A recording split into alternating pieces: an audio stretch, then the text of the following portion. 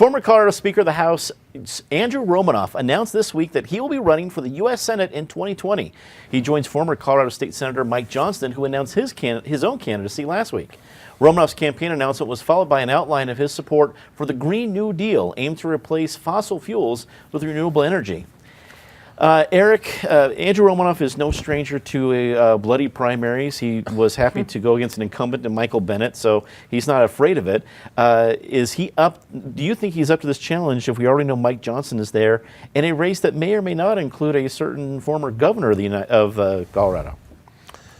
We will see. I mean, Andrew is certainly used to bloody primaries. The problem is he's usually one bloodied, or at least that's been the history of it. We'll see if he can change that history and come out on top here. This is going to be a wild show. We've already talked about it a couple times around this table. But between Andrew Romanoff and Mike Johnston, you have a lot of political talent, and more than that, a lot of ego and a lot of conflicting ambition between the two of them, and probably no love lost. You add into that mix Santa Duran, who I think is probably going to announce before too much longer. Maybe John Walsh, former U.S. Attorney for Colorado, who has some substantial popularity, at least within the Denver Democratic Party.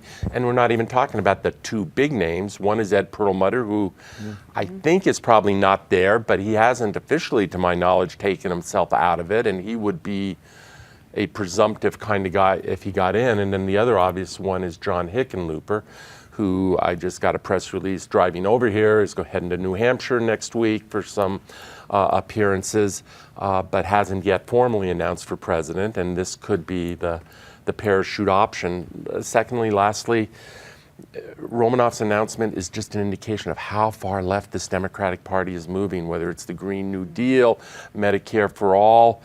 I don't know. I mean, Democrats are totally ascendant in this state demographically, in terms of their issues, et cetera. Just a question of how far you can push it, and that message may win Romanoff a primary, or at least it will put him in the game. I yet haven't seen Andrew win a statewide primary, but is that the message that's going to dislodge Cory Gardner November a year from now? It's going to be interesting. Natasha, you spoke in the last point about the rising stars amongst the Democratic Party. Andrew Romanoff was considered one of the brightest rising stars about 15 years ago, 2004, Speaker of the House. It is a big deal. A couple losses since then have dulled, I guess, that shine. Is this kind of a make or break for him in this primary? Well, I think politicians have proven time and time again that there are plenty of ways to do a second act or a third act or even a fourth act. So that'll be up to him. Certainly a lot of people have moved into the state since that time as well and may not be as familiar with his name or that history. That would be a similar situation with Mike Johnston, although that was revived a little bit with the governor's race. I think the name to focus on right now may not be the Democratic challengers, but Cory Gardner himself. A few weeks ago when the shutdown was in full swing, it looked like he was maybe going to break some party lines and sort of redefine maybe where he was going or what his campaign will be doing. Flash forward a few weeks, a few weeks later, he's an early endorser of President Trump's re-election campaign, which kind of puts him right back into the fold. So what will be interesting to me is that this is going to be a very different campaign for him. This is going to be a campaign with probably historic turnout in Colorado. It'll be a presidential year, so the people who come out to vote will be different if it follows historical trends in the past. And so he's going to have to have a very different re-election campaign than he did his first time around. So I don't want to get distracted by just what's going on in the one primary. I want to also focus on what he's doing to launch his own re-election campaign. Again, keep trying to provide logic and common sense. This whole political thing, you'll eventually learn better at this table, Natasha. But good job for this time. Patty, do you think if you're Cory Gardner, and from who we know are running right now, who do you think he wants to see as his opponent? Oh, I think at this point, it's too early to say. I think Mike Johnston, because he just had a statewide race, would be a little more worrisome than Andrew Romanoff, who comes in still looking wounded from his last attempt. And let's not forget, since Natasha went rogue, I'm going to too, that Mike Kaufman, who defeated Romanoff, is now going to run for mayor of Aurora, and Ryan Frazier's running for mayor of Aurora. So we've got a lot of talent out there in these campaigns.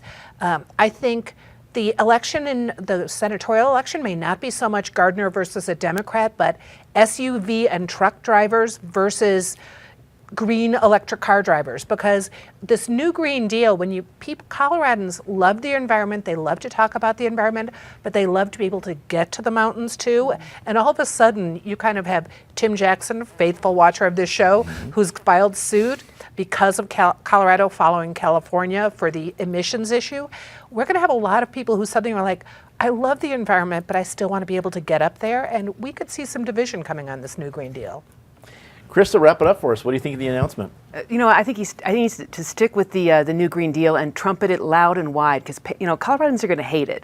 Once they read the resolution and the supporting material, they'll realize that they're not going to get to eat meat or do air travel, and they have to rebuild their house and give away their car. I think when they see what's in there and realize that it's a terrible idea that's not even scientifically possible. Once you get rid of nuclear power, you really can't survive on wind and sun. You got to have something, be it natural gas or nuclear power. I think anybody who reads it is going to be stunned by how silly the idea is. So if he champions this, it's going to be great for Cory Gardner.